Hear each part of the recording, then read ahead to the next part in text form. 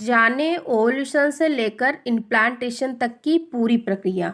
Friends, आज की video में मैं आप लोगों को बहुत ही सिंपल और सरल तरीके से बताऊंगी कि ओवल्यूशन कैसे होता है, ओवल्यूशन के बाद इम्प्लांटेशन कैसे होता है, ओवल्यूशन से लेकर इम्प्लांटेशन तक की पूरी प्रक्रिया बहुत ही सिंपल तरीके से बताऊंगी ताकि आपको प्रेगनेंसी कंसीव करने में बहुत आसानी हो। वीडियो अगर दिल से पसंद आया तो एक लाइक शेयर कमेंट जरूर कीजिए और अगर आप हमारे चैनल पर नए आए हो तो प्लीज़ चैनल को जरूर सब्सक्राइब कीजिए। मैं गर्भधारण करने की जो सबसे पहली प्रक्रिया होती है वो शुरू होती है महिला की माहवारी से। महिलाओं को हर महीने माहवारी इसीलिए आती है क्योंकि वो गर्भधारण कर सके। किसी कारणवश अगर गर्भधारण वो नहीं कर पाती है तो उसके पीरियड आ जाते हैं। तो बेसिकली पीरियड हर महीने महिला को इसीलिए आते हैं ताकि वो गर्भधारण कर सके। तो महिलाओं में जब पीरियड आते हैं तो पीरियड के पहले दिन से ही इनकी ओवरी में अंडा बनना शुरू हो जाता है। देखिए फ्रेंड्स, मैं आप लोगों को एकदम सिंपल सी भाषा में बताती हूँ। महिलाओं में एक यूट्रस होता है, साइड में दो ओवरी होती है और दो फैलोपियन ट्यूब होती है जो इन दोनों को जोड़े रखती है और इन दोनों का जो काम होता है उसको और भी आसान बनाती है। महिलाओं के माहवारी के पहले दिन से ही एक ओवरी में अंडा बनना शुरू होता है।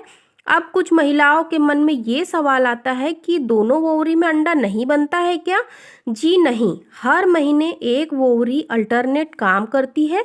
मान लीजिए मेरी लेफ्ट ओवरी अंडा बना रही है तो नेक्स्ट मंथ राइट ओवरी अंडा बनाएंगी। इसी तरीके से हर महीने ओवरी अल्टरनेट अंडा बनाती है। तो आपके पीरियड के पहले दिन से आपकी ओवरी अंडा बनाना शुरू कर देती है, लेकिन ये अंडा मैच्योर एग में पीरियड के 12, 13, 14वें दिन में आता है। जैसे हर महिला के पीरियड की डेट अलग होती है उसी तरीके से ओवल्यूशन की डेट भी अलग होती है। उसी प्रकार महिलाओं में ओवल्यूशन पीरियड के 12, 13, 14वें दिन में हो जाता है। मान लीजिए आपके पीरियड की साइकिल बहुत लंबी है, 35 से 50 डे का है, फिर भी आपकी 20 दिन के अंदर आपका ओवल्यूशन हो जाता है।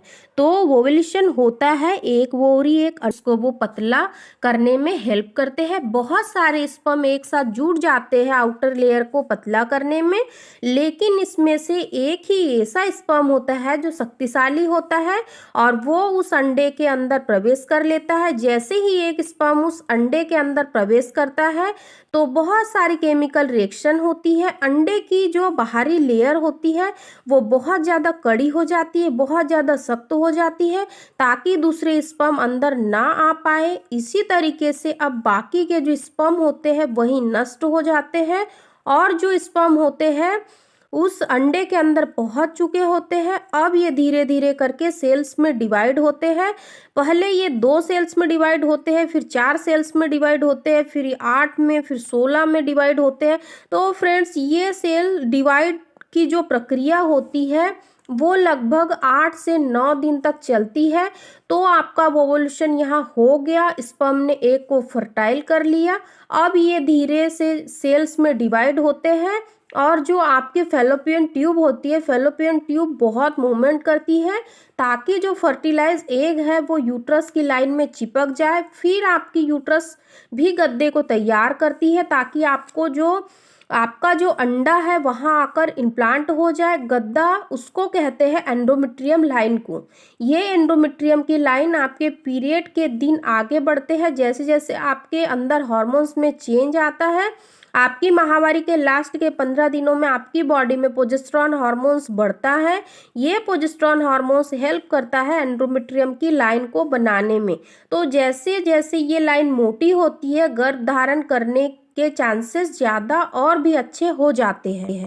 कि जब वो फर्टिलाइज एग आए तो वो ब्लास्टोसिस्ट होकर जो एग आए वो फर्टिलाइज एग उस यूट्रस की लाइन में अच्छे से चिपक जाए या इम्प्लांट हो जाए। तो फ्रेंड्स, यहाँ पर अब फर्टिलाइज एग धीरे धीरे करके सेल्स में डिवाइड होगा और 8 से 9 दिन लगाएगा फेलोपियन ट्यूब से यूट्रस में आने में। अब यूट्रस में वो आ गया, उसको लाइनिंग भी अच्छी मिल गई, तो यहाँ पर यूट्रस की लाइन में वो चिपक जाता है, तो उसको ब्लड सप्लाई मिलते हैं। जब ब्लड सप्लाई मिलने के बाद में धीरे धीरे करके उसमें और भी अच्छी तरीके से चिपक जाता है और आपको गर्भधारण हो जाता है। आपकी बॉडी में बीटा एससीजी नामक एक हार्मोन्स बनना शुरू हो जाता है। इसीलिए फ्रेंड्स कहते हैं पीरियड मिस होने के 1 हफ्ते बाद प्रेगनेंसी टेस्ट करें। ये प्रेगनेंसी टेस्ट काम कैसे करती है? प्रेगनेंसी टेस्ट आपकी नॉर्मली आपकी बॉडी में हार्मोन्स का पता लगाती है, जिसका नाम है बीटा एससीजी। तो जैसे जैसे आपके दिन बढ़ते हैं, जब इम्प्लांटेशन होता है तो आपकी बॉडी में बीटा एससीजी हार्मोन्स और ज़्यादा बढ़ना स्टार्ट हो जाता है। सुबह की पहली यूरिन से ये भरपूर पाया जाता है। इसीलिए कहा जाता है कि पीरियड मिस होने के 1 हफ्ते के बाद मॉर्निंग के यूरिन से प्रेगनेंसी टेस्ट करें और इसी तरीके से आप प्रेग्नेंट हो जाते हैं। तो फ्रेंड्स, कितने आसान तरीके से आपको बताया कि गर्भधारण करने की पूरी प्रक्रिया कितनी सरल है। आई होप आपको ये छोटा सा वीडियो पसंद आया होगा। मैंने आपको यहाँ पर ओवुलेशन से लेकर इम्प्लांटेशन तक की पूरी जर्नी एकदम सरल तरीके से बताई।